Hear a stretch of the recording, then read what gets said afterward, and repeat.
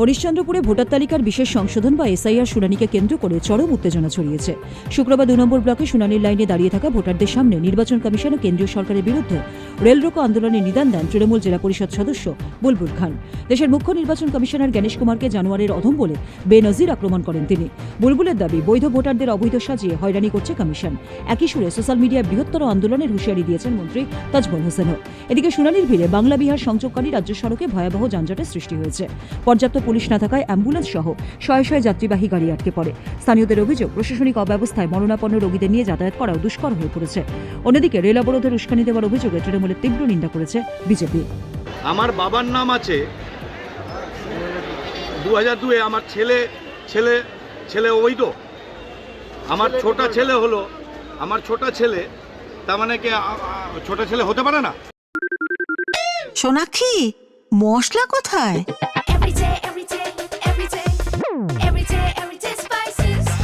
Everyday মশলা, দেশের স্বাদ। আন্দোলন করবে না মানে? রেল লোকো সেন্ট্রাল গভর্নমেন্টের আলিপুর দুয়ার থেকে নিয়ে কুচবিহার থেকে নিয়ে উড়িষ্যা বর্ডার অব্দি আন্দোলন করতে হবে। রেল লোকো আন্দোলন, স্টেশন ভাঙচুর না। কৃষক আন্দোলন শান্তিপূর্বক করেও করা গেছিল।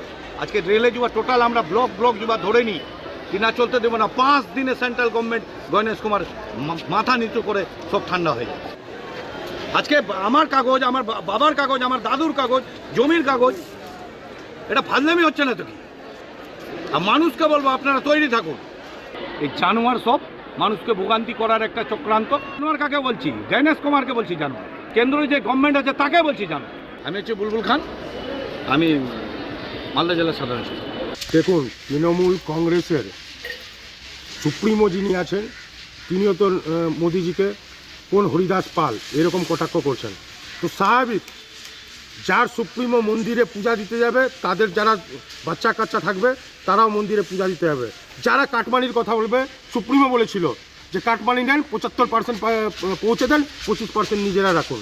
তো স্বাভাবিক, যখন সুপ্রিমো এই ধরনের কটাক্ষ করছে তাহলে তাদের যারা ছাওয়াল বাওয়ালগুলো যারা থাকবে তারা কী ধরনের মন্তব্য করবে? এই ধরনেরই মন্তব্য করবে। এদের তো পেটে বিদ্যা নেই। পেটে যদি প্রকৃত বিদ্যা থাকতো তাহলে এই ধরনের মন্তব্য করতো না। সে কি জানে? বুলবুল খান জেলা পরিষদের সদস্য, সে কি জানে কার বিরুদ্ধে কাকে জানোয়ার বলছে? আমাদের দেশে আইন ব্যবস্থা সেরকম করা নেই বলে বুঝতে পারছে না। না তো একজন প্রধানমন্ত্রীর দলবলকে উনি জানোয়ার বলে কটাক্ষ করছেন, নির্বাচন কমিশনকে জানোয়ার বলছেন। ভোগান্তি হচ্ছে। আরে ভাই, সিস্টেমের মধ্যে সমস্ত কিছু করতে হবে। কে বলছে? যাদের কাগজপত্র সঠিক আছে তারা ঠিক হচ্ছে। এখন সকস করা হয়েছে, ডাকা হয়েছে, সেখানে গিয়ে দুধ কা দুধ, জল কা জল করুক, যে তারা ভারতীয় নাগরিক।